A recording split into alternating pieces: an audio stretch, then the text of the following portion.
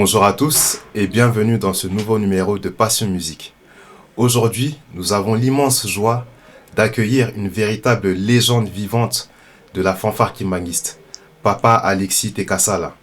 Papa Alexis totalise presque 50 ans de musique au sein de la Faki. Il a occupé plusieurs fonctions d'encadrement et de formateur au sein de la Faki à Kinshasa et à Paris. Aujourd'hui, nous allons parler avec lui de l'arrangement musical. Qu'est-ce qui fait un bon arrangeur musical et quels sont ses secrets pour réussir un bon arrangement? Alors, je vous invite à regarder la vidéo jusqu'au bout pour découvrir ses meilleurs conseils pour réussir un arrangement musical. Bonjour Papa Alexis. Bonjour Papa Arnaud. Merci d'avoir accepté cette invitation. Alors pour commencer, est-ce que tu peux revenir sur ton parcours au sein de la musique? Merci d'abord pour votre invitation. Et donc, je vais dire par rapport à la musique ou par rapport à la fanfare kimbanguiste, comme vous le dites. Donc, j'ai quand même pas mal de trucs que je peux raconter. Et comme vous venez de me poser la question, donc j'y vais directement pour répondre à votre question. Et mon parcours à la Faki, je voudrais d'abord vous dire que pour rentrer à la Faki, à notre époque, il y avait certaines lignes ou certaines comment je peux dire certaines étapes à franchir pour devenir musicien dans la Faki. Et je vais m'expliquer comment ça se passait. D'abord, comment je veux dire, donc c'est le besoin. Donc il y avait d'abord besoin au niveau de la Faki. Donc ça Faki, se faisait pas. Donc voilà. quand la Faki avait Voilà. besoin Voilà, quand de la Faki musiciens. a besoin de musiciens, parce que ça se faisait pas n'importe comment. Donc il faut que la Faki d'abord trouve un besoin, et par rapport à ces besoins-là, il va passer un communiqué ou une annonce au niveau de l'église. Et donc à notre époque, c'était comme ça. Après l'annonce, donc tout le monde va se réunir le jour J. D'accord.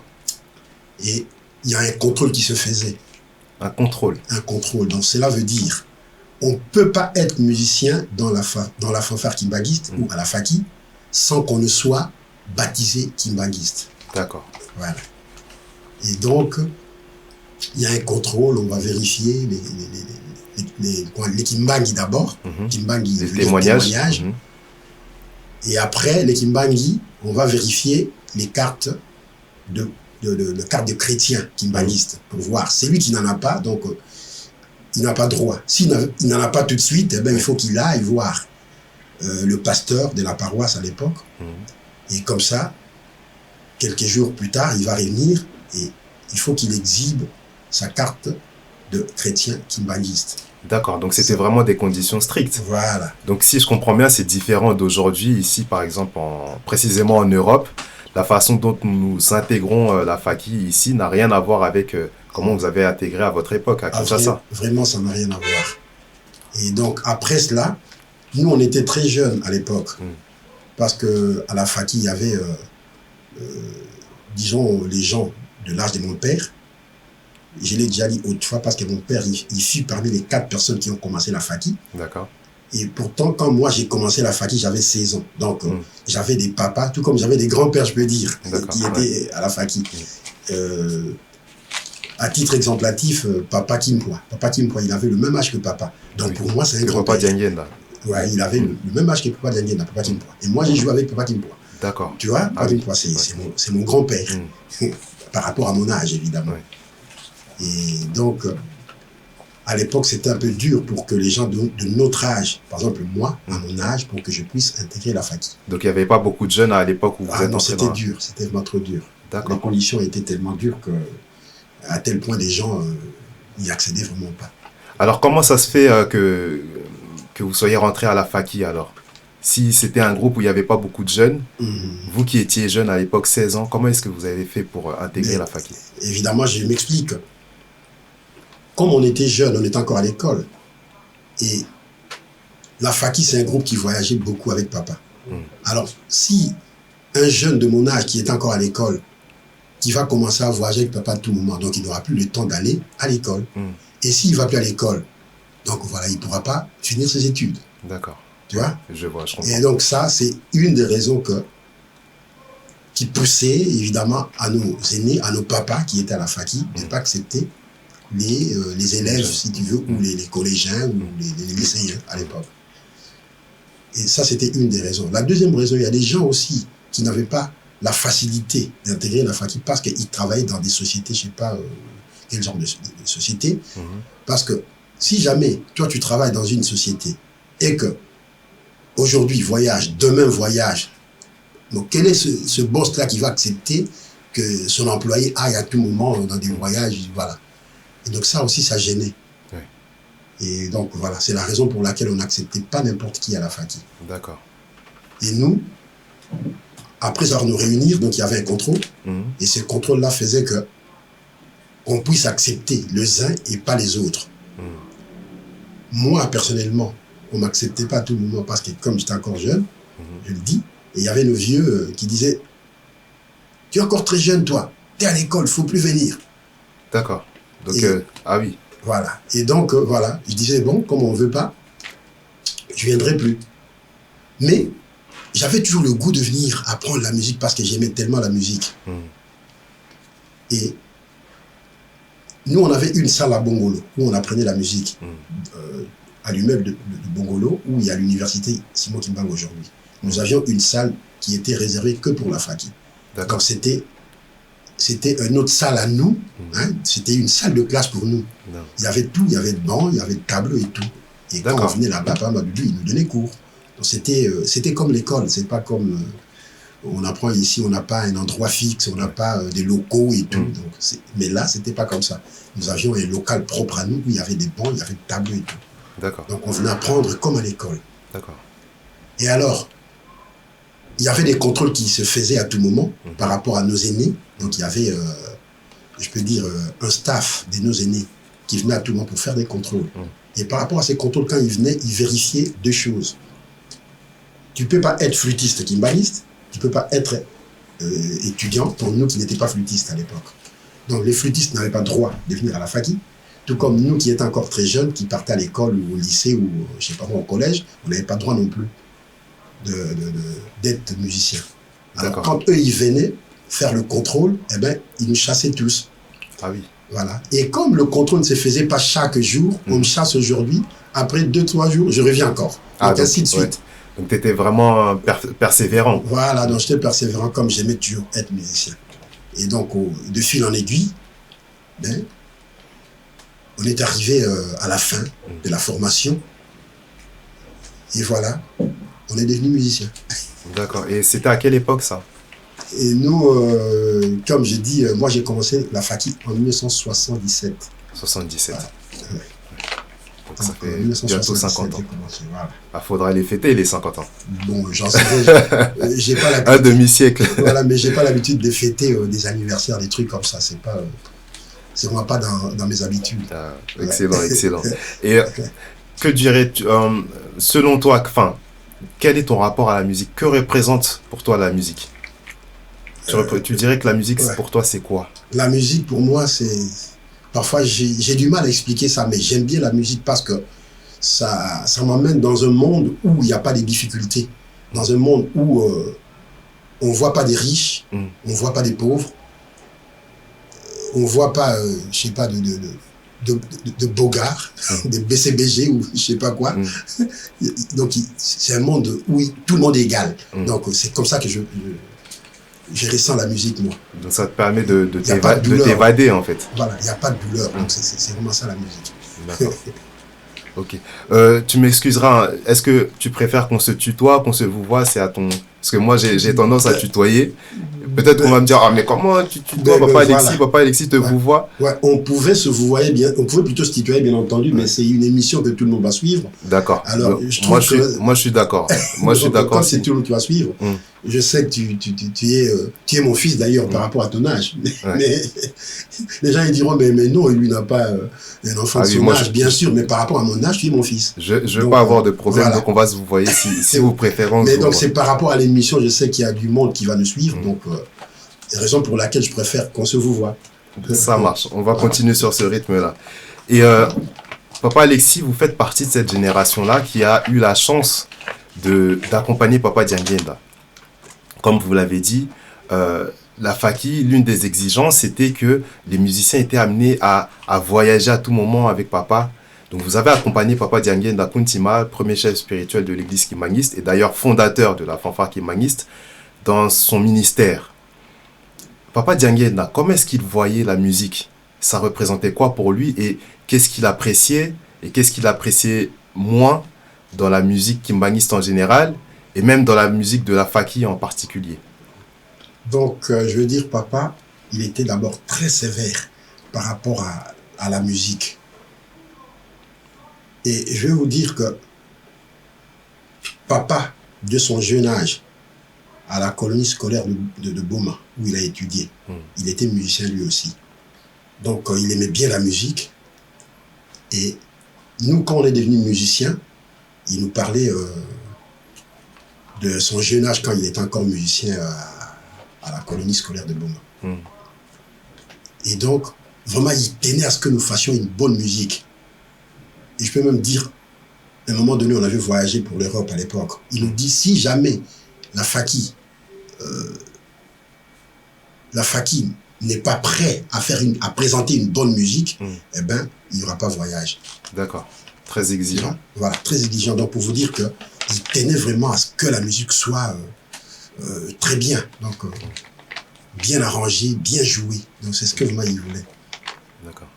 Et partout où on était en train de jouer, quand on était avec papa, où il faisait toujours attention. Quand il y a un truc qui ne va pas, parfois, donc, il se permettait de se mettre debout pour venir nous parler et voire même faire jouer lui-même la musique pour qu'il puisse changer un peu ce qu'il a entendu. Parce qu'il y a des fois, on est en train de jouer, on est fatigué.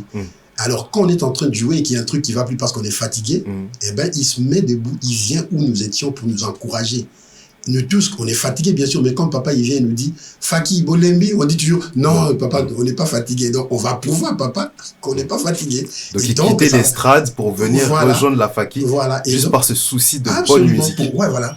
En ce moment-là, ça change automatiquement des donnes. Parce que lui-même, il est là. Et là, ça vous donnait une énergie voilà, nouvelle. Donc ça, c'est parmi les exemples. Parce que quand papa est là, on ne se fatigue plus. Hein. Alors, il nous fait jouer et quand il s'en va, c'est là où on ressent. Et en plus, on ne ressent plus la fatigue. Quand il s'en va, c'est là où on ressent la fatigue. Et bon, quelque part, comme je dis, c'est des trucs un peu spirituels, quoi. Et comme c'est spirituel, je ne vais pas faire des commentaires dessus. Parce que je ne maîtrise pas le spirituel. D'accord, je comprends tout à fait. Je comprends tout à fait. Mais si vous le voulez bien, on va un peu, peut-être un peu creuser juste un peu sur cet aspect spirituel. Est-ce que peut-être il y a des choses, des secrets qu'il vous aurait révélés sur le plan spirituel par rapport à la musique que vous jouiez? Bien sûr, parce que, vous savez, la Faki, ce n'est pas un groupe de musique comme ça à la cité ou musique, je veux dire, charnelle, entre guillemets. Mondaine. Ou mondaine, entre guillemets. Mais nous, ce qu'on fait, c'est de la musique religieuse. Et des surcroît kimbanguistes. Donc, la première des choses, papa qu'il voulait de nous, c'est d'être d'abord propre. Quand on dit propre, on est humain. Et donc, dans la vie, il nous arrive de faire beaucoup de bêtises, quoi. Et papa, pour lui, il ne voulait pas que nous le fassions. Parce qu'il nous disait toujours, je sais que vous êtes jeune, mais il n'y a pas la perfection de ce monde. Mais il faut faire un effort, il faut tendre à aller vers la perfection. C'est ça qu'il nous disait. Ceci dit, en tant que jeunes, nos bêtises à nous, eh ben, on cherchait à les limiter, quoi, pour qu'on arrive à faire ce que papa nous demandait. Voilà. Quand on est propre, on ne fait pas de bêtises, évidemment. On est propre, eh ben, il y a des inspirations qui nous arrivent. Et voire même, papa, il va aller plus loin. Quand vous êtes propre, Oui. les anges, ils viennent, ils s'introduisent en vous. Parce que vous êtes les doublures des anges qui sont dans les cieux. D'accord. Et alors, quand vous êtes propre, vous êtes en train de jouer, eux là, ils écoutent. Et bien, quand vous êtes propre, ils vont descendre et ils s'introduisent en vous. En ce moment-là, vous allez faire des trucs très bien, très propres, sans vous fatiguer. D'accord. Mais quand vous n'êtes pas propre spirituellement, eh bien, ton ange à toi, il t'écoute. Il dit, mais il a envie de venir, mais comme tu n'es pas propre, eh bien, il veut pas venir s'introduire en toi parce que tu n'es pas propre. D'accord. Et en ce moment-là, il y a des moments quand on joue la musique, on ne se sent pas à l'aise, comme disent les footballeurs, donc tu ne te sens pas en forme. Nous aussi, ça nous arrive. Et en ce moment-là, bon, tu n'as pas le goût de jouer. D'accord. Voilà. Donc, si je comprends bien, par rapport à ce que vous venez de nous dire, donc c'était ça le secret de la Fakimère. Parce que jusqu'à aujourd'hui, en 2023, la Fakimère, et je pense n'êtes pas le seul à le penser, la Fakimère, et en particulier à l'époque où vous y étiez, je pense que jusqu'à présent, ça reste la référence en termes de musique kimbanguiste. Jusqu'à présent, on continue à écouter ce que les papas Alexis jouaient à l'époque dans Pitié, et puis les chansons telles que vous les jouiez à l'époque, on continue on continue à vouloir vraiment respecter tel que vous les jouiez, parce que on reconnaît qu'il y a une qualité dedans supérieure et que parfois on n'arrive même pas à atteindre jusqu'à présent. Donc, vous diriez que le secret de ça, c'était cette consigne-là que papa Mfumalo ou Papa Diangué a vous donné, d'être propre. Et quand vous étiez propre, en fait, les anges s'associaient à vous pour vous donner des inspirations d'un autre niveau. Voilà, ils nous donnaient des inspirations. Et comme je l'ai dit tout à l'heure, quand il s'introduit en toi, tu n'as plus de fatigue. Donc tu ne ressens plus rien. Donc tu es vraiment dans un monde à part. D'accord. Et après avoir joué, c'est là où tu ressens la fatigue, tu ressens la famine et tout. Donc c'est un peu bizarre, quoi. Mais c'est ce qu'on ressentait, nous. C'est vraiment très, très intéressant. Très profond et très intéressant. Et comment est-ce que vous décririez la musique kimbanguiste dans son ensemble, en général? Si on vous demandait de donner peut-être une définition de la musique kimbanguiste, selon vous. Ben, comme je dis, la musique kimbanguiste, d'abord, ce sont des mélodies qui viennent des anges. Oui. Donc c'est différent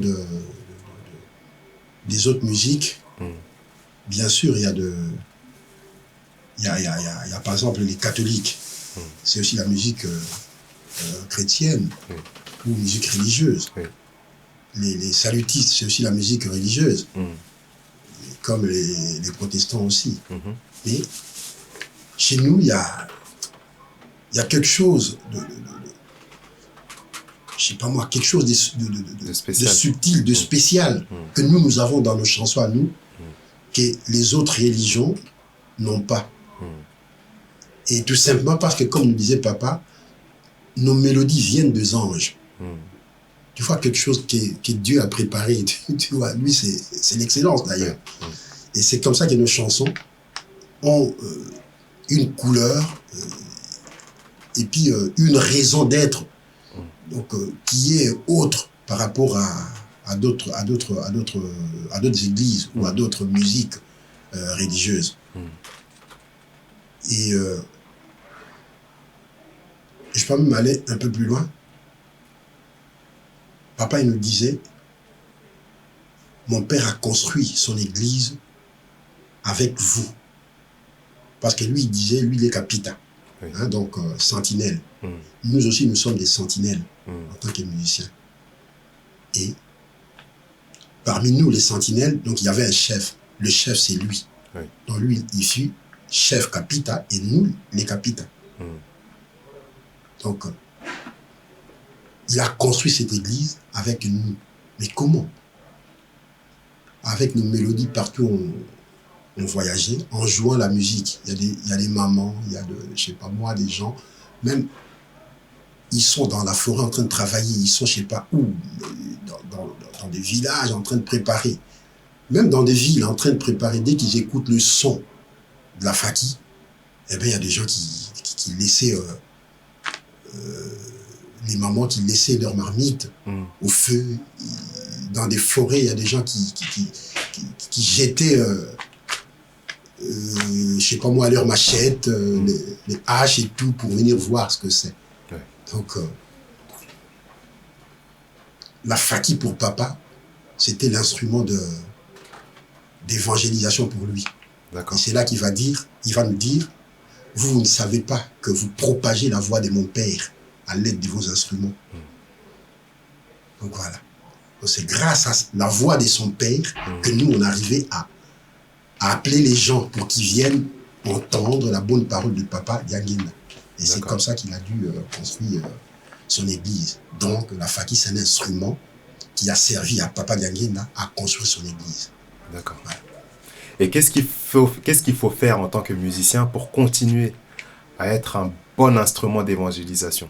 Que ce soit en tant que musicien individuellement ou même collectivement, qu'est-ce qu'il faut faire pour garder cette dimension-là? Ouais, pour garder cette dimension-là, vraiment, il faut être propre. Quand je dis être propre, nous tous, on est passé par les catéchumènes. Donc, on a été au catéchisme. Donc, on apprend beaucoup de choses là-bas. Oui. Nous avions, à l'époque, le livre Ntejanta, je ne sais pas si ça existe jusqu'à aujourd'hui. Il y avait aussi Ntejanta, où il y a encore tant d'autres livres qu'on avait appris à l'époque. Et il y a des commandements dedans. Oui. Dedans, il y a des trucs que Jésus-Christ aime, et il y a des trucs que Jésus-Christ n'aime pas. Pareil pour Passimo Kimbangu. Pareil pour nous qui voyagions avec papa, ou qui ont vécu avec papa. Donc, il suffit de respecter ces trucs-là entre nous, l'animosité, la jalousie. Donc, voilà, il y a des trucs comme ça que papa n'aime pas. Et si jamais on arrive à respecter ces genres de trucs, aller faire du désordre, voilà, par-ci, par-là, avec des filles, voilà, ça c'est quelque chose que papa n'aimait pas. Il n'aimait vraiment pas ça. Et je vais vous dire, à notre époque, tu es quelque part, papa arrive comme ça, il te voit avec une fille, c'était dangereux. C'était dangereux. Ah oui. Tu vas te faire engueuler comme un chien. C'est sérieux ce que je dis. Les gens de mon époque, ils savent ce que je veux dire. Pour ne pas raconter trop de bêtises, quoi. Voilà. Mais vraiment, c'était un problème. Donc il était très jaloux par rapport à ces musiciens. Voilà. Et parfois, c'est même pas quelqu'un ou une copine, non, même pas une copine. Ça peut être ta soeur, ça peut être une cousine, ça peut être... Mais dès que lui te voit comme ça avec une fille, c'était très dangereux. Voilà quoi. D'accord. Non, c'est vraiment donc, très... quand on très garde profond. ce cap-là, vraiment, ça nous faisait du bien. D'accord. Ouais. Et donc, je vais aller plus loin. Nous, on voyage avec papa, on peut faire de jours, de mois avec papa en voyage. Et là, on était dans un cercle fermé. Oui. Donc, il n'y avait pas de dérangements par-ci, par-là. Vraiment, on était très fort en ce moment-là parce qu'on était toujours entre nous, toujours la prière. Il n'y avait pas de querelle entre nous. Et en plus, nous, dans la Faki, on n'a pas grandi avec cet esprit-là de querelle. C'était vraiment pas. S'il y a quelqu'un qui fait quelque chose qu'on n'a pas apprécié, nous tous, on se retourne contre lui. D'accord. Parfois, il se sent un peu découragé, il se sent un peu lésé. Mais, au fond de lui, il va se dire non. Donc, j'ai fauté quand même. Parce que tout le monde, voilà, j'ai fauté. Donc, vraiment, il va reconnaître ça. Même il le dit pas. Hein, il l'exprime pas comme ça. Mais par ses gestes, il va l'exprimer. Que voilà, il a compris qu'il a fauté. Et donc, en ce moment-là, lui-même, il va se rabaisser et il va revenir vers nous. Donc, en d'autres termes, il n'y avait pas d'association de malfaiteurs. Non, on n'avait vraiment pas ces genres de trucs. On n'avait vraiment pas ces genres de trucs. Et en plus, entre nous, s'il y a un musicien qui a un souci avec quelqu'un d'autre, parce que nous, on était souvent entre nous. Oui. Ça, moi, je vais le dire, on n'avait pas de potes, par exemple, chez les GTK, non. On n'avait pas cette habitude-là, chez les Koriki, non. Les gens, ils ne voulaient pas être avec nous, ils disaient, oh, il ne faut pas être avec eux. Eux, ils ont leur manière à eux. Oui. On avait même des langages entre nous, quand on se parlait, personne ne pouvait entendre. D'accord. Voilà. Donc, il y avait même un jargon propre aux musiciens. Un jargon propre à nous. Donc, un jargon propre à nous, que personne ne pouvait comprendre, il n'y a que nous. Donc, Donc en fait, c'est toute une culture à part entière. C'était toute une culture à part entière. Quoi. Alors, les gens qui essayaient de nous côtoyer, mais quand on parlait entre nous, ils disaient « Ah, mais moi je ne comprends pas ces langages-là. Oh, il ne faut pas être avec eux. Ils parlent un langage que nous, on ne comprend pas. » Alors, ils nous évitaient. D'accord. C'était vraiment ça. Donc, nos vieux, ils savent, les Papa Bacchus, parce qu'eux, ils étaient nos vieux. Ils connaissent ce langage-là parce que nous, on les a trouvés à la Faki. Donc, c'est parti à leur époque. Et nous, quand on est arrivés, on a trouvé ces langages. Donc, voilà, on était tous dans le bain. D'accord. Et donc, c'est comme ça qu'on était. Vraiment, il n'y avait pas de problème entre nous. Oui, on est humain. Il y avait des petits problèmes, mais non. C'est pas... Aujourd'hui, je vois, c'est plus le cas, quoi. Aujourd'hui, j'entends, il y a beaucoup de problèmes. Il y a des camps et tout. Non, à notre époque, c'était pas comme ça. Et donc, cette période-là, quand on voyageait avec papa, donc, on était très fort, même en jouant, parce qu'il n'y avait pas de souci. Quand on revient à Kinshasa, en ce moment-là, on rentre dans des maisons, c'est là où on ramassait encore de petits trucs par-ci par-là qui dérangeaient notre vie spirituelle. Tu vois, en ce moment-là, bon, on était obligé de faire encore un effort par rapport au conseil et tout, pour que nous ne puissions pas déraper. Donc c'était presque ça. D'accord. D'accord, des très bons souvenirs, je crois. Absolument, on avait vraiment des très bons souvenirs, ça il faut le dire. D'accord. Et surtout dans le voyage. D'accord, ça se sent. Au niveau de la musique, pour retourner au niveau de la musique, la Faki aujourd'hui, pour interpréter les chansons, donc les cantiques inspirés, utilise les partitions, les notes, la notation musicale. À partir de quand, est-ce que ça a toujours existé, ça?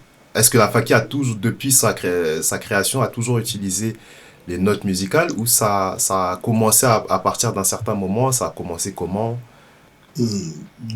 Ça, c'est quelque chose... La musique... Vous voyez, la Faki, quand la Faki a commencé, je vais dire, je n'étais pas encore né. Parce que la Faki a dû commencer en 1957, donc moi, je n'étais pas encore né. D'accord. Mais, je vais peut-être vous surprendre. Quand la Faki a commencé, c'était en 57, mais la sortie officielle de la Faki, c'était en 1960. La sortie. C'était lors de l'arrivée de la dépouille immortelle de Papa Simon Kimbangu de Lubumbashi pour Nkamba. Ah, donc le 2 avril. Le 2 avril, donc ça, c'était la sortie officielle de la Faki. Donc la Faki puisse jouer en présence de tout le monde, c'était là. D'accord. Vous voyez? Et là, je veux dire, il n'y avait pas encore des notes et de tout. Notation. Voilà, il n'y avait pas encore, on n'écrivait pas des trucs comme ça. Ils jouaient comment alors? Ils jouaient c'était spirituel, donc à l'oreille, vous écoutez, mais ils étaient très inspirés, quoi, très avancés spirituellement, parce que c'est pas donné aussi à n'importe qui de jouer sans partition. Tu écoutes et tu joues, c'est pas facile non plus. Mais eux, ils avaient cette facilité-là de jouer comme ça. D'accord. Voilà. Mais c'était aussi beau à écouter, bien que j'étais pas encore là à l'époque. Mais comme je dis, la sortie, c'était en 1960, le 2 avril. D'accord. Et au fur et à mesure, il y avait Papa Marcel, le dirigeant technique à l'époque, on disait comme ça. Donc, voilà, donc, c'est Papa qui a dit Marcel. Papa qui a dit Marcel. Quand il est arrivé, lui, il fut militaire au Kankokolo. Et après, son service militaire, il est venu à la Faki. Mais je vais peut-être vous surprendre en vous disant que Papa Marcel, il était à l'armée avec Papa Madoudou. D'accord. Voilà. Les gens ne savent pas ça, mais ça, c'est Papa Madoudou lui-même qui m'a dit ça. Donc, en discutant, parce que c'est mon formateur. Donc, on discutait beaucoup. Il m'aimait bien, Papa Madoudou, en discutant. Et c'est là qu'il va me lâcher cette anecdote-là. Donc, ils étaient avec Papa Marcel Kiadi à l'armée. Alors, Papa Madoudou, à l'armée, il était parmi 8 musiciens qui ont été choisis pour aller apprendre en Europe, donc en Belgique à l'époque. Ok. À l'époque coloniale. Donc c'est comme ça que Papa Madoudou, il est venu en Europe. Il a appris la musique. D'accord. Et jusqu'à ce qu'il a fini sa formation et il est reparti au pays, à l'armée. Et donc, pour revenir à nos moutons. Oui. Et papa Marcel, donc, il fut élève de papa Madoudou au Kankokolo. D'accord. Alors, quand il est venu, il a commencé à prendre les musiciens aussi, Là, l'écriture toujours musicale. toujours Voilà. Papa Marcel. Papa Marcel qui a dit, quand il est venu, lui, quand il est parti du Kankokolo ou de l'armée, Oui. il est venu à la Faki. D'accord. Et comme il a appris aussi la musique là-bas, Oui. il est venu, il a commencé à apprendre les musiciens la théorie musicale. D'accord. Donc parmi nos vieux à nous, il y avait quelques vieux qui ont appris un peu de théorie musicale par rapport par l'intermédiaire de voilà, papa donc, disons, Marcel qui a dit. voilà, donc par l'intermédiaire ou par le canal de papa Marcel. Mais c'était pas encore c'était pas bien approfondi, je veux dire. Alors, quand papa Madoulou est venu, c'est là où il y avait vraiment, donc, je veux dire une école, parce que comme je le disais tout à l'heure, nous, on avait une salle de classe où on apprenait, donc c'était l'école. Oui. Voilà. Donc, on avait cahier, on écrivait. Oui. Voilà. C'était comme ça. Donc, c'est pas Madoudou qui a instauré le système de la partition de la fanfare kimbanguiste. Il a commencé ça à Kinshasa et partout où nous partions à l'époque, parce que la Faki, quand on se croise, on jouait toujours ensemble. Oui. Mais comme nous, on jouait déjà avec des partitions, et d'autres fanfares n'avaient pas cette culture-là, Oui. eh bien, ils n'arrivaient pas à jouer avec nous. Et c'est comme ça que, de fil en aiguille, tout le monde va dire « Ah ben, faut qu'on apprenne, faut qu'on apprenne ». Alors tout le monde commençait à apprendre, ainsi de suite. Et aujourd'hui, je veux dire, toutes les Fakis jouent avec la partition. D'accord. Donc, voilà, mais c'était pas tout de suite. Donc, je vais dire, c'est Papa Madoudou qui a instauré ce système-là. Oui. Et donc, il était précurseur aussi au niveau de l'Église en général, ou c'est seulement à la Faki qu'il a intégré, qu'il a instauré ce système-là? Est-ce que dans les chorales, par exemple, il y avait déjà un système de notation des notes? Bon, je peux pas parler des autres groupes ou des chorales et tout, parce que j'ai jamais été là-bas, mais d'une manière globale, il n'y avait pas. D'une manière globale, il n'y avait pas. Mais je sais, il y a des gens qui avaient des connaissances. Comme je veux dire, mon père, il fut un ancien de Ngombelu Tete, mon père. Ngombelu Tete. Chez les missionnaires baptistes. À vous, là? À vous, là. D'accord. Mon père, il a étudié là-bas. Et lui, il a déjà commencé à faire le tonique solfa, parce que ça, c'est pour les vocales. Oui.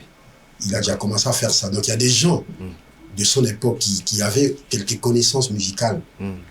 Mais comme je dis, c'était du tonique solfa. D'accord. Et donc, il faisait pour lui. Il donnait quelques explications donc à ses choristes. Oui. Et je sais que dans d'autres groupes aussi, il pouvait en avoir, évidemment. Mais ça, je peux pas parler d'eux parce que j'ai jamais été avec eux. Oui. Alors là, je n'ai pas beaucoup de commentaires à faire dessus. D'accord.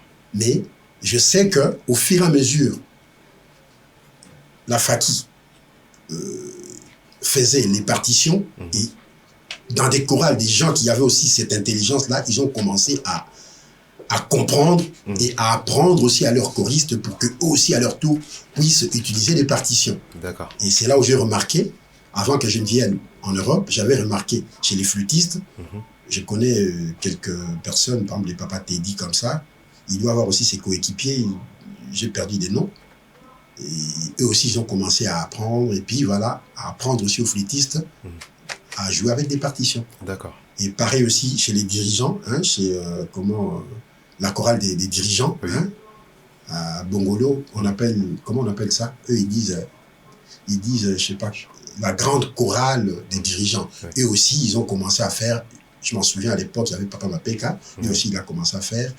Et je connais d'autres personnes, Papa Dieuf, et pour ne citer que ceux-là, quoi. D'accord. Donc aujourd'hui, j'ai l'impression que dans des chorales aussi, ils arrivent à appliquer ces genres de systèmes, quoi. D'accord. Et quand Papa Madoudou a instauré ce système-là de notation musicale, ça a été facile? Ça a été accepté immédiatement à bras ouverts? Bon, c'était pas accepté à bras ouverts parce que quand il a commencé, moi, j'étais pas encore là. Mais quand nous sommes arrivés, on a trouvé que c'était pas facile parce que parmi eux, comme je dis, il y avait il y avait des gens qui ont l'âge de mon grand-père, Oui. ou qui avaient l'âge de mon grand-père à l'époque, Oui. tout comme il y a des papas qui avaient l'âge de mon père. Oui.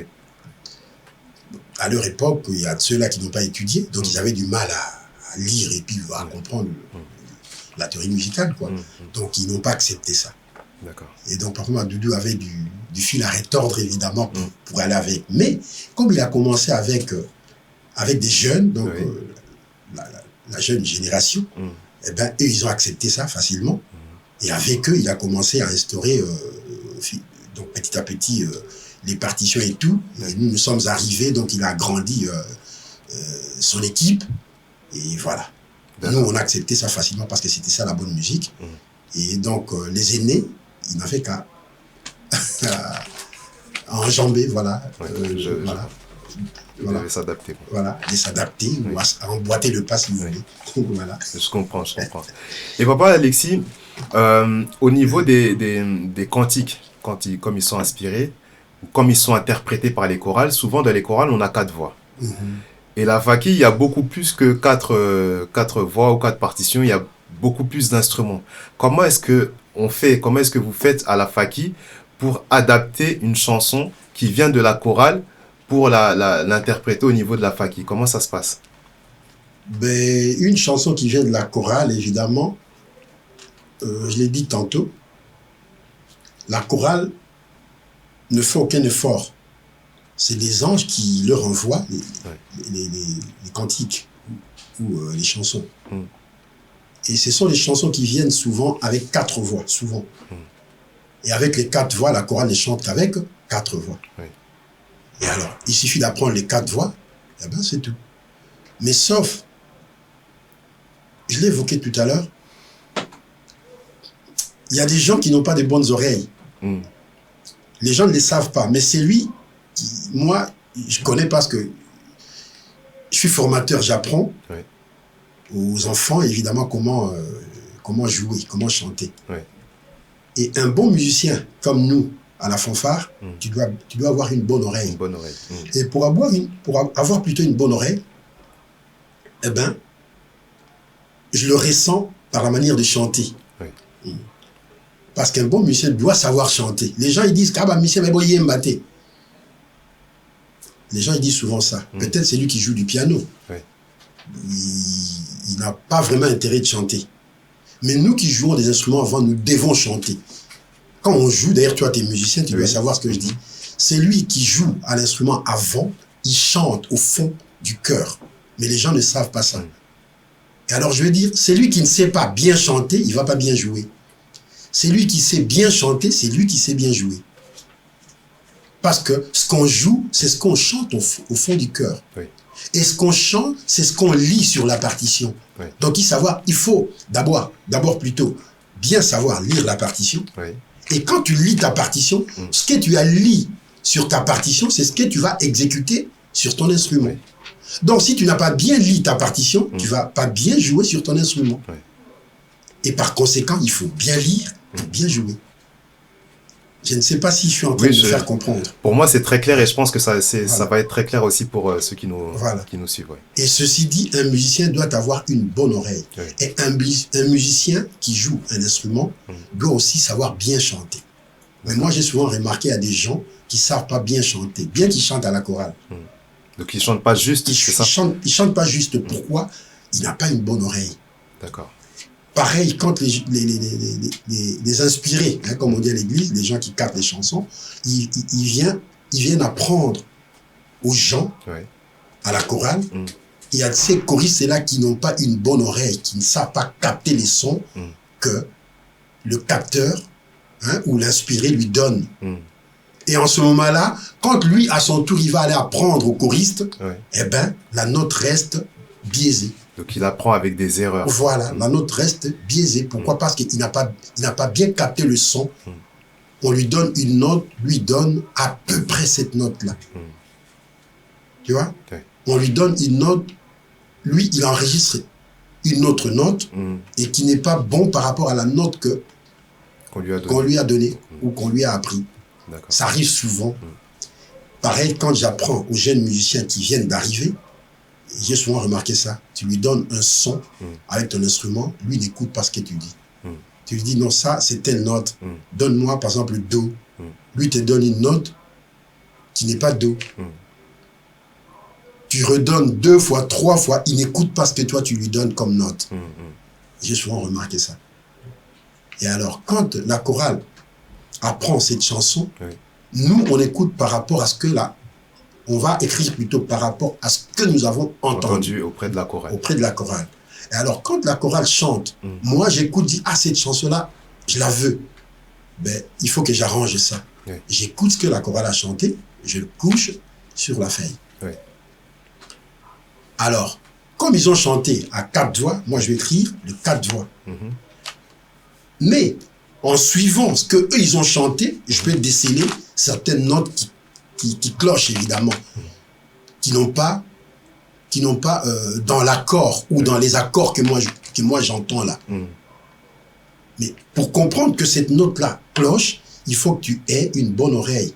Il faut que tu aies une notion des accords. Sinon, tu ne vas pas comprendre par tes oreilles. Parce que si tu n'as pas une bonne oreille, tu ne peux pas dire, ah, ça c'est une bonne note ou celle-là, c'est pas une bonne note. Tu peux pas. Donc, il faut avoir cette oreille-là. Et cette oreille-là, c'est pas donné à tout le monde. Ça, voilà, on n'est pas tous pareils. On n'a pas tous la même oreille. Tu vois? Mais il y en a que Dieu a donné ce don-là, cette facilité-là, d'avoir une bonne oreille. Et voilà. Donc, d'accord. Voilà, c'est comme ça. Alors, quand tu prends ces 4 chansons-là, eh bien, moi, personnellement, je vérifie les 4 voix. Et si je trouve qu'il y a un petit souci, je corrige quelques notes. S'il n'y a pas, évidemment, il y a ces chansons-là qui sont bien, eh bien, je couche toutes les 4 lignes, et c'est bon. Et comme nous, à la Faki, nous avons d'autres instruments, donc on n'a pas que 4 voix, on a beaucoup d'instruments qui ne sont pas dans des chorales. Parce que dans la chorale, il n'y a que 4 voix d'habitude. Ils peuvent chanter aussi plus s'ils veulent, mais il faut qu'ils apprennent à chanter d'autres voix, s'ils le veulent, évidemment. Mais ça, il faut apprendre. Alors, moi, je vais prendre les 4 voix et puis je vais rajouter d'autres sons par rapport aux instruments qui sont les miens. Et en ce moment-là, tout à l'heure, on a parlé de la chanson kimbanguiste. Nos chansons ont des couleurs. Tu vois? C'est-à-dire? En chantant, on va dire, ah, ça c'est catholique. Et ils chantent souvent en grégorien. Dès que j'écoute, personne ne te le dit, hein, quelqu'un qui sait comment chantent les catholiques, ah ça c'est catholique. Quelqu'un qui connaît comment chantent les protestants, ah ça c'est protestant. Tu vois? Et c'est lui qui connaît aussi les kimbanguistes, on dit ça c'est moi kimbanguiste. Et moi je sais, comme on me donne déjà les quatre voix, c'est vraiment kimbanguiste. Et en ce moment-là, je vais arranger par rapport au son que j'ai capté. Et je vais dire aussi, pour arranger une chanson kimbanguiste et de garder cette couleur-là, ça aussi, il faut avoir aussi, l'habitude d'entendre les kimbanguistes. Donc, il faut être dans le bain pour comprendre comment les kimbanguistes se chantent. Hein, la couleur kimbanguiste, évidemment. C'est pourquoi papa, il disait, non, ça, c'est pas bon. En ce moment-là, papa, il sent que tu y es en dehors de la couleur kimbanguiste. D'accord. Tu vois? À force de rester, à force d'écouter les chansons kimbanguistes, tu vas comprendre comment eux, ils chantent. Et en ce moment-là, tu pourras faire la différence entre les catholiques, les protestants et nous. Mais si tu n'as jamais écouté la chanson kimbanguiste pour la première fois, on te donne que le chant, eh ben, tu vas sortir une couleur qui sera peut-être pas la nôtre. Parce que tu ne connais pas la couleur, tu n'as pas l'habitude d'écouter la couleur kimbanguiste. D'accord. Voilà, c'est à peu près ça. D'accord. Pour synthétiser un peu et par rapport à ce que tu sais, quels sont les grands principes à respecter justement pour bien arranger une chanson, un cantique kimbanguiste? Ben, comme j'ai dit, la grande ligne qu'il faut respecter d'abord, la mélodie. Hein? Donc la ligne mélodique, faut pas la jeter parce que c'est ça qui te sert de support. D'accord. Et les autres accords, tu vas le mettre après. C'est comme quelqu'un qui veut peindre, je sais pas moi, un local, une maison, un truc comme ça. Tu viens, tu dis, ah là, qu'est-ce que tu veux comme couleur au propriétaire? Tu dis, moi, j'aime ceci, j'aime cela. Par rapport à ce que lui veut, toi, en tant que connaisseur, tu es peintre, connaisseur, eh ben, tu vas essayer d'exploiter tes couleurs par rapport à ce que le propriétaire, il veut. C'est comme nous. Le propriétaire, c'est qui? Le propriétaire, c'est la couleur que l'ange nous a donnée. Et toi, tu vas exploiter, disons, tes couleurs à toi par rapport à ce que l'ange t'a donné. En ce moment-là, tu vas garder ça. Tu vas garder cette couleur-là et tu ne sors pas.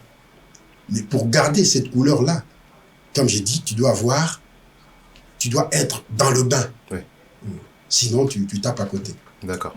Bien que tu as suivi ce que le propriétaire a demandé, mais parfois le propriétaire, il vient, il regarde, il dit, ah mais non, tu n'as pas bien peint ce truc, ah mais là, j'aurais voulu que ce soit comme ceci, j'aurais voulu que ce soit comme cela. Donc c'est à peu près aux arrangements. Comme j'avais dit, l'arrangement, c'est pas comme de la mathématique. C'est pas une science exacte. Voilà, où tu dis 2 plus 2 égale 4, non.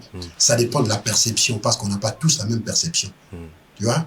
Chacun a ses couleurs, chacun a ses goûts, a ses sensibilités, tu vois. C'est à peu près ça. Mais il y a un support. Et le support, c'est quoi? Comme je dis, c'est ce que les anges nous donnent. Donc c'est la ligne mélodique. Voilà, la ligne mélodique. C'est pourquoi papa, il ne voulait pas qu'on fasse du n'importe quoi. Il disait, faut pas jouer comme les salutistes. Parce que nous, nos mélodies, ce sont les mélodies des anges. C'est eux qui doivent nous suivre. Bon, ce n'est pas pour fustiger les autres ou pour, je sais pas moi, négliger ou vilipender les autres. Non, mais donc, ce n'est qu'une citation que je suis en train de... Donc en fait, papa était très soucieux du respect de l'authenticité des cantiques. Voilà, donc c'est vraiment ça. Et donc, comme je disais, en ce moment-là, il faut essayer de corriger. Cela ne veut pas dire que parce qu'on a peint comme ceci, on a peint comme cela, que c'est mauvais. Mais non, mais parce que le propriétaire, il ne veut pas que ça soit comme ça. Quand tu modifies, ah, voilà ce que je voulais. D'accord. Tu vois, c'est comme quelqu'un qui va aller voir, je sais pas moi, un couturier qui va lui faire, je sais pas moi, une tenue. Il dit, ah, mais non, là, c'est pas bien fait. Moi, j'aurais voulu que ça soit comme ceci. Donc, c'est comme papa. Donc, il était comme ça. D'accord. Donc, voilà à peu près. Mais pour faire cela, d'abord, il faut comprendre la musique parce qu'il y a des règles à suivre pour écrire une chanson. Mais, donc, ces règles-là, il faut les savoir. Tu vois, quand tu ne les sais pas, bon, tu vas aller peut-être n'importe comment. Parce que surtout, aujourd'hui, la technologie a dû évoluer. Il y a des ordinateurs. Moi, je ne sais pas utiliser l'ordinateur pour écrire une chanson. Mais les jeunes d'aujourd'hui, ils prennent l'ordinateur, il fait donc, il n'a fait aucun effort. Par contre, moi, j'écris une chanson, c'est comme si je voulais peindre une maison, comme je le disais dans ma métaphore. Donc, je vais peindre une maison, je vais dire, ben là, il faut que je le fasse comme ceci, il faut que je fasse comme cela. Et voilà. Et quand la chanson, on est en train d'apprendre, si on ne respecte pas ce que j'écris, tout de suite je ressens qu'on n'a pas respecté parce que je sais ce que je voudrais ressentir, parce que j'ai écrit ça. Il faut que ça ressorte de la manière dont je l'ai conçu. Et quand ça ne ressort pas, tout de suite je vois que non, on n'a pas respecté ce que j'ai écrit. Et en ce moment-là, je vais insister. C'est comme ça que les gens disent, ah, lui, il est trop...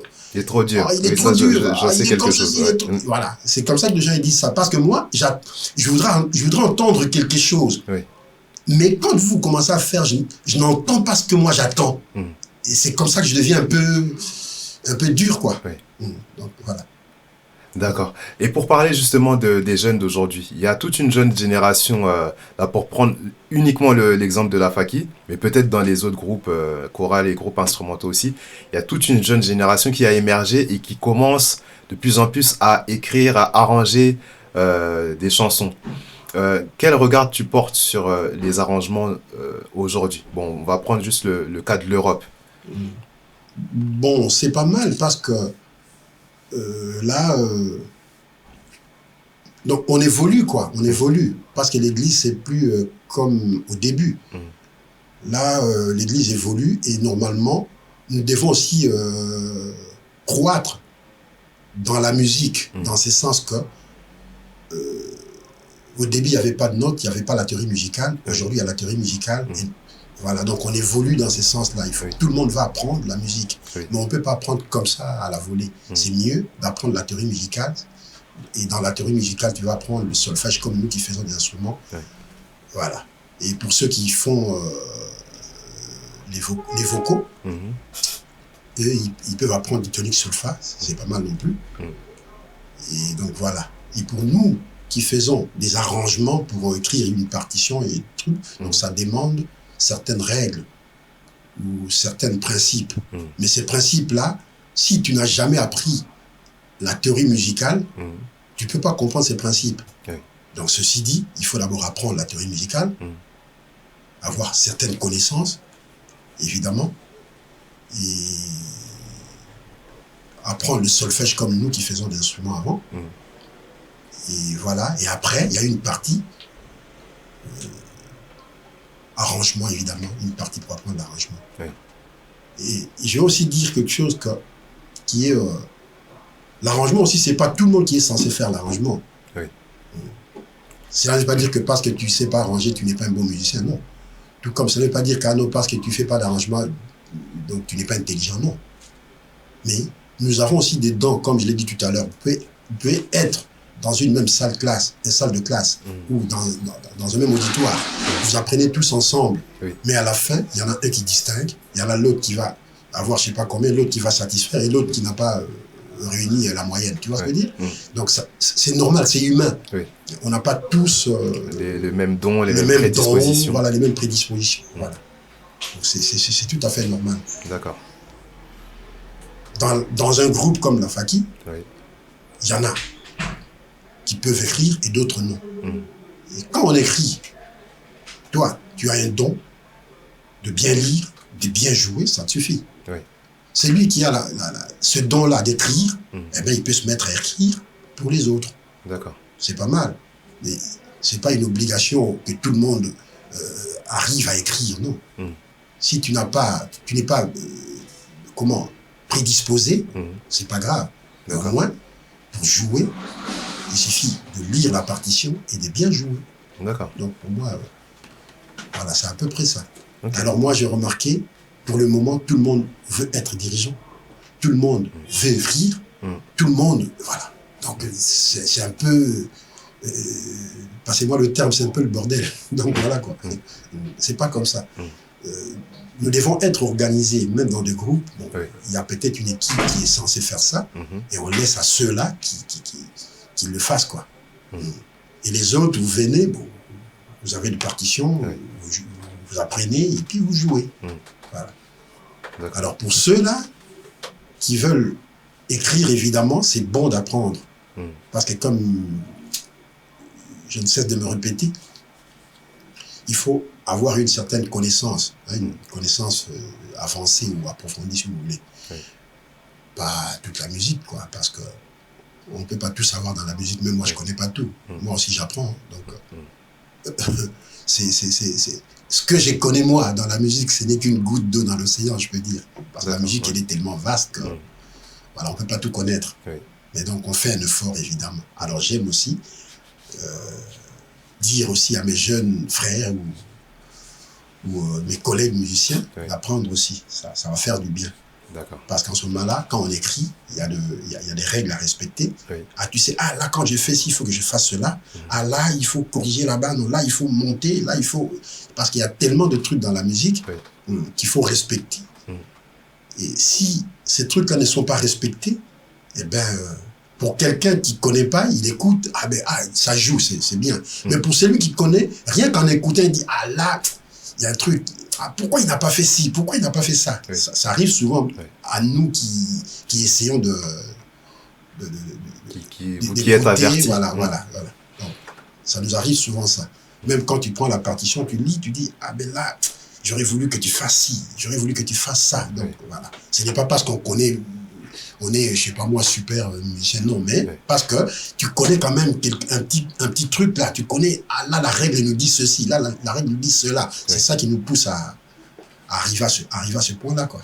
Excellent. Et pour conclure peut-être, parce que tu as abordé, vous avez abordé une notion qui est très importante, essentielle, apprendre. Je sais qu'aujourd'hui au sein de la Faki, on forme les musiciens à la théorie musicale et au solfège. La preuve, j'en suis moi-même le fruit. Est-ce qu'on forme les musiciens à l'arrangement musical, à écrire Bien sûr, comme tout à l'heure, j'avais même évoqué ça. Nous, par Madoudou, quand il nous enseignait, évidemment, on a appris la partie théorique et après, on avait abordé une partie qui fait partie de l'arrangement. Mais ça ne suffisait pas parce que nous, à notre niveau, quand on finit d'apprendre, il faut qu'on aille jouer à la Faki. Oui. Et lui, il était là au bureau, il arrangeait. Oui.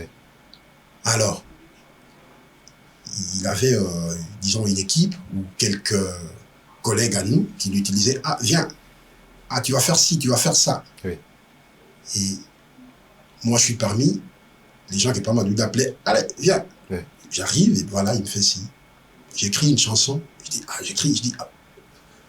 père, voilà ce que je fais. Oui. Donc il prend et puis il regarde et puis voilà, des trucs comme ça. Tu vois? Il y a des trucs qui me dit, allez, Chambi, t'es qu'à ça là. Je suis parmi les musiciens qui, par exemple, Madoudou, ils disaient fais ci, fais ça. Ouais. Je suis pas seul. Donc il vous a formé voilà. à l'arrangement. Il y a aussi d'autres. Je n'étais pas seul, évidemment, mais je suis parmi ces musiciens-là. D'accord. Et donc, comme je le disais, on apprenait avec Papa Madoudou comment écrire. Il y a des petits trucs. Il dit fais ci, tu fais. Fais ça. Il y a des livres, il faut lire. Et donc, ça m'a permis d'écrire au fur et à mesure. Mais, comme j'ai dit, en apprenant, on arrive à comprendre d'autres trucs qu'on n'avait pas compris au début. Et je vais rajouter encore autre chose par rapport à ça. Moi, à un moment donné, j'ai dû côtoyer professeur Kanza. Qui était professeur Kanza? Tu vas peut-être pas comprendre, mais pour les gens qui en connaissaient évidemment, ils vont comprendre ce que je suis en train de dire. Professeur Kanza, Kanza Matondo, Philippe, il fut professeur de musique. D'accord. Donc, il a étudié en Belgique à l'époque. Autrefois, il nous a raconté comment il a étudié en Belgique et tout. Et il est revenu au pays. Quand il est revenu au pays, donc au Congo, Kinshasa évidemment à l'époque, on a créé une école qu'on appelle Institut National des Arts, INA. Oui, j'entends beaucoup parler de... Voilà, et cette école-là, il a été créée quand lui, il est revenu. Donc c'est lui le premier directeur, si vous voulez, de cette école-là. D'accord. Parce que lui, il a été étudié en Belgique. Ça, c'est lui qui me l'a raconté parce que je l'ai fréquenté un moment. Oui. Donc voilà. Et alors avec lui aussi, j'ai appris pas mal de trucs, surtout qu'il nous parlait souvent de mélodie et puis de l'harmonie. D'accord. Et donc, comme je l'ai dit tout à l'heure, j'ai appris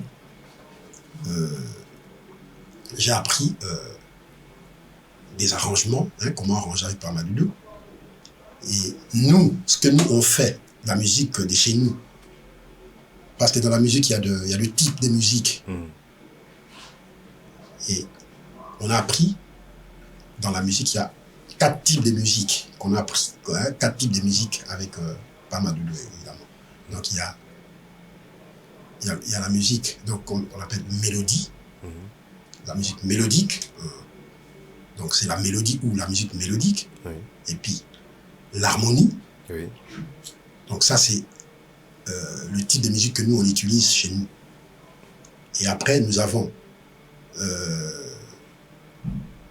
l'antique, nous avons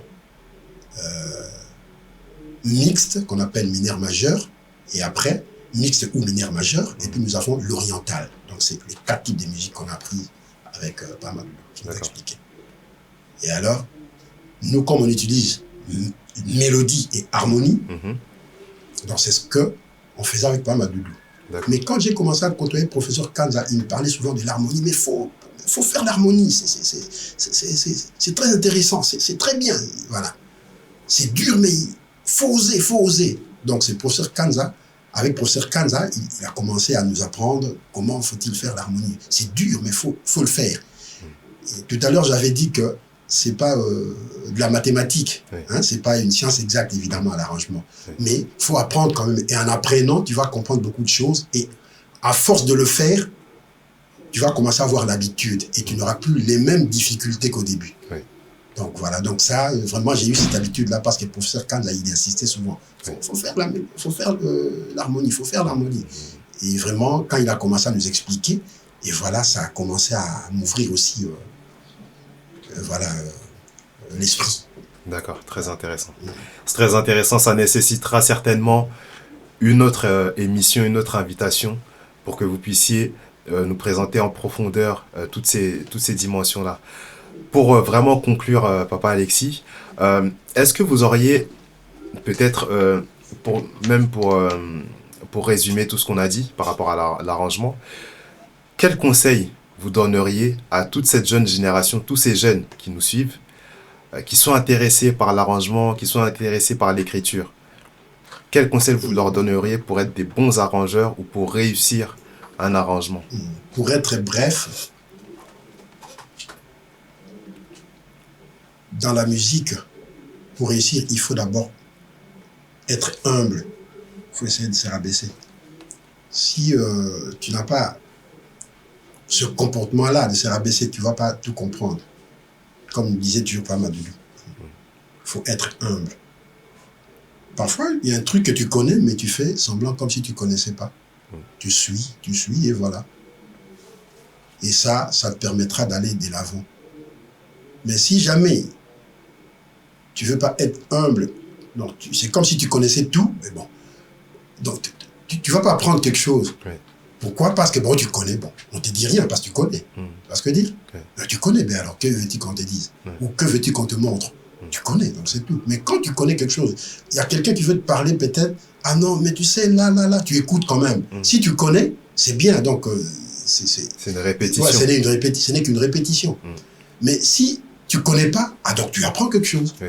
Et c'est ce que j'ai toujours dit aux élèves. Je dis, à tout moment, quand je donne cours de musique, je reviens souvent parce que j'aime qu'on fasse plusieurs fois.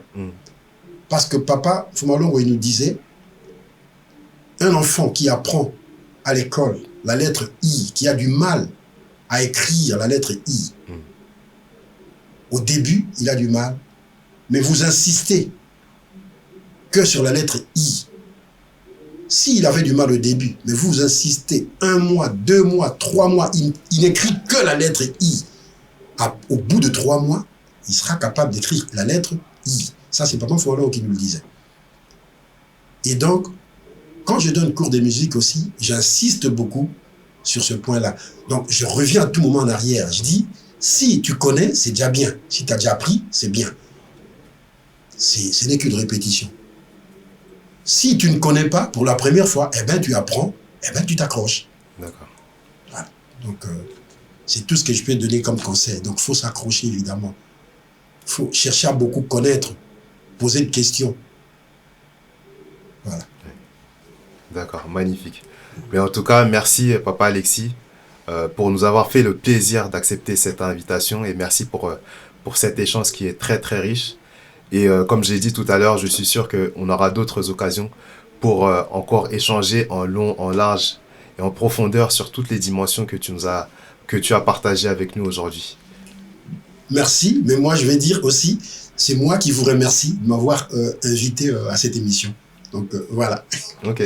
Je m'arrête comme ça, au nom du Père, du Fils et du Saint-Esprit. Merci à tous d'avoir suivi Passion Musique jusqu'au bout. N'oubliez pas de vous abonner sur nos réseaux sociaux, sur notre chaîne YouTube, sur TikTok, Instagram, Facebook. Ça nous fera super plaisir. Et on se retrouve pour un prochain épisode.